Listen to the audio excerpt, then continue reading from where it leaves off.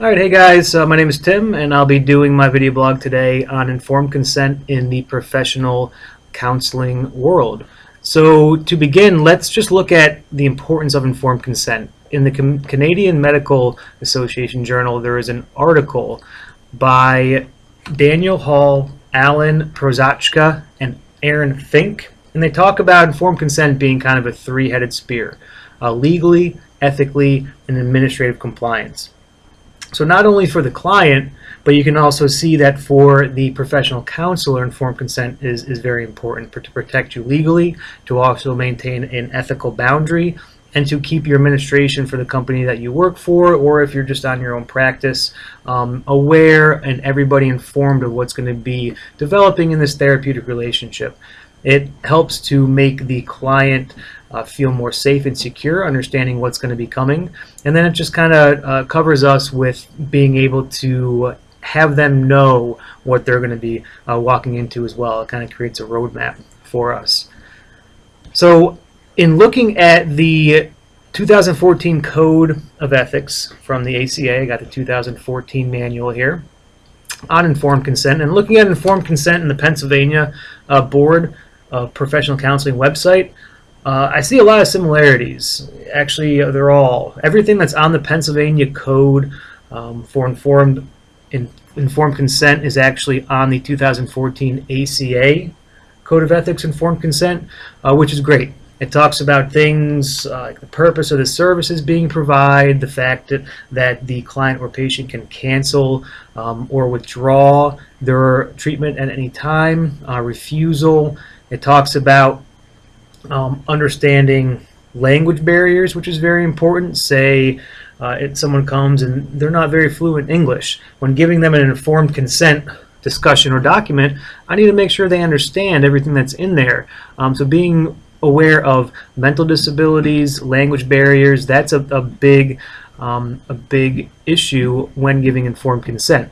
And then also asking the person, do you understand everything that we're going over? Because it's very important that they understand their rights and that we verbally get that understanding from them. Cost and billing is also talked about with the informed consent. So everything that's on the Pennsylvania Code website is also on the 2014 Code of Ethics. Now the 2014 Code of Ethics from the ACA does go a little bit more in depth. It actually talks a little bit about social media of the client. So if you're going to be viewing their social media, that also needs to be part of an informed consent. It talks about getting informed consent prior to assessment, prior to evaluation, explaining that when you're getting an evaluation, it's not therapeutic in nature. And then also one thing that's not on the Pennsylvania Board of Ethics is informed consent between supervisor and supervisee relationship. So in graduate work, when we're going to be going and getting our internship hours, there needs to be an open line of communication with informed consent with the supervisor present as well. So that's also very important.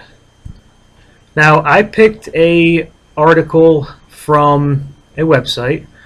It is the Center for Ethical Practice. So right off the bat, I was like, okay, this sounds like it's going to be good. Their name spells out ethical practice. And in fact, going through the informed consent outline that they had on their website, it actually was pretty detailed. It talks about the letterhead, explaining your credentials. It talks about what the informed consent is actually for, which is great. So before you go into this discussion, you're letting the client know this is what we're going to be talking about. It talks about psychological services, benefits and risks, evaluations. It talks about withdrawal of care.